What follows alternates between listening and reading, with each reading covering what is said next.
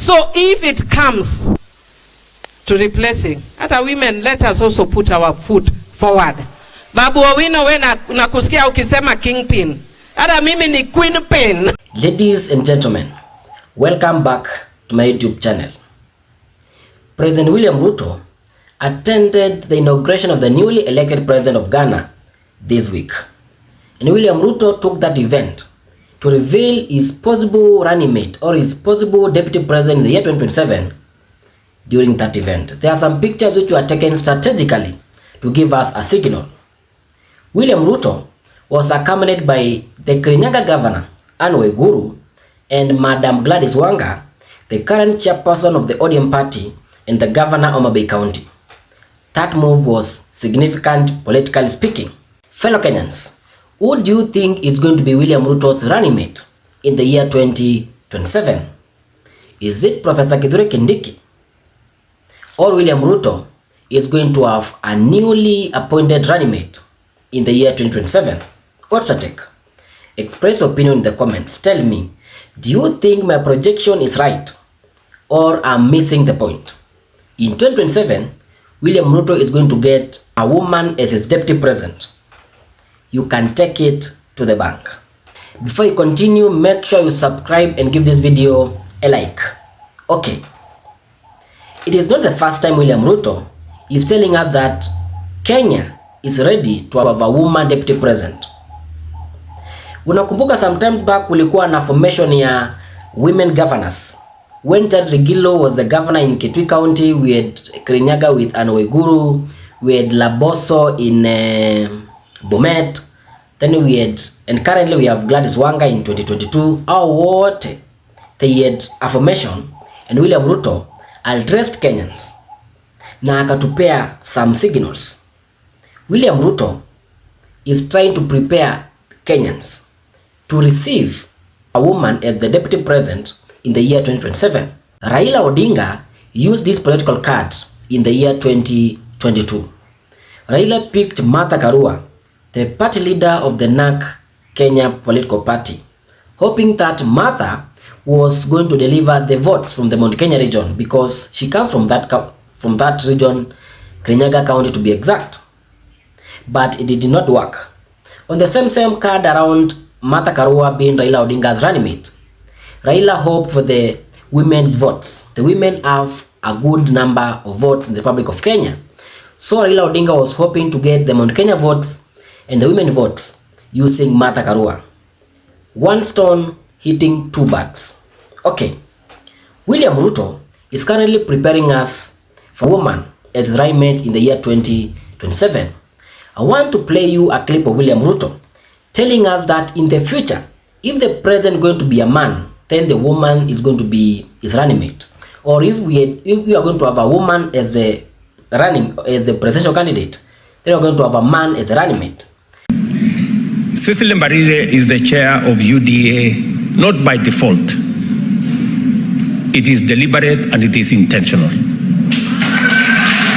And one of the assignments she has is that we must, as a party, lead from the front, and we must make it in the rules, Madam Cecily Mbarire, that when Rigiji and myself tukifika hapo mbele na tumepangana, tumekubaliana vile itaenda, we must also agree that going forward, if a man is a candidate for president in our party, the woman must be the runner.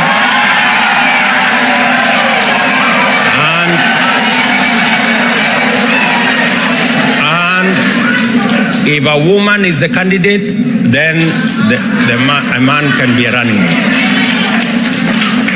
Okay? And we must also cascade it down to the governors. So, and we must be intentional and deliberate about it, otherwise it will never happen. And I know fellow party leaders in other parties will agree with us, because we all agree, because I'm sure the party leader in Wiper supported Wavinya, the party leader in ODM supported Gladys, and all the other party leaders supported their women candidates. So we will do this. That is President William Ruto back in 2023. But I want to pose another question. Between these two governors, Anne Waiguru and Gladys Wanga, who is the favorite candidate to be the running mate of William Ruto in 2027? This is going to be determined by the following factors. Number 1, William Ruto's odds in the Mount Kenya region. Currently, William Ruto is trying to fight and get back the Mount Kenya region because after impeaching Rigathi Gachagua, the mountain has drifted away from William Ruto. If Ruto will be able to consolidate back the mountain before 2027, then rest assured, Kindiki will be forced back to the Interior Ministry and William Ruto will pick Anne Waiguru as his running mate in the year 2027. Hata venye ali impeach Rigathi Gachagua, tukingojea pale the nomination of the new deputy president, kulikuwa na some rumors that William Ruto might not appoint Kithure Kindiki, and at that time Anne Waiguru was mobilizing online bloggers and the like to push hashtag Waiguru the deputy president or DPU Anne Waiguru. That was the trend in the Mount Kenya region. It was either Kindiki or Waiguru. But I'm going to give that one a 30% possibility of Anne Waiguru becoming William Ruto's deputy president in the year 2027. Number 2, Raila Odinga's factor. Raila Odinga is currently eyeing for the African Union Commission chairmanship in Addis Ababa. But I have said on numerous occasions on this channel, whether Raila is going to win the AU seat or lose the AU seat, Raila is going to stick with William Ruto. And since Raila Amolo Odinga is a former prime minister and a former presidential candidate, I don't think Raila Odinga can deputize William Ruto. Raila is currently at 80 years. So I think Raila might say no to the active politics na jaribu sasa kutulia kidogo kama mzee. And in that space, Raila Odinga is going to nominate or is going to give William Ruto a deputy president or a running mate. And for that case, the current chairperson of the ODM party, Madam Gladys Wanga, is a favorite candidate to become Raila Amolo Odinga's running mate in the year 2027. Raila Odinga picked Madam Gladys Wanga to be the ODM chairperson after Bandi was appointed to the cabinet by William Ruto. That was a significant move. We have a lot of politicians around. Kuna the Kisii governor si Bahati. We have watu ni wengi sana wa ODM wenye ni wakubwa. We still have Babu Wino who are very influential. But Raila Odinga picked Madam Gladys Wanga. That was a significant move to try and groom Madam Gladys Wanga for a higher responsibility. Maybe she's going to be William Ruto's running mate. Who knows? Ladies and gentlemen, that's my take. Do you think William Ruto is going to nominate either Anne Waiguru or Gladys Wanga or another woman in the Republic of Kenya as his running mate in the year 2027? Is it possible? Express your opinion in the comments, give the video a like and subscribe.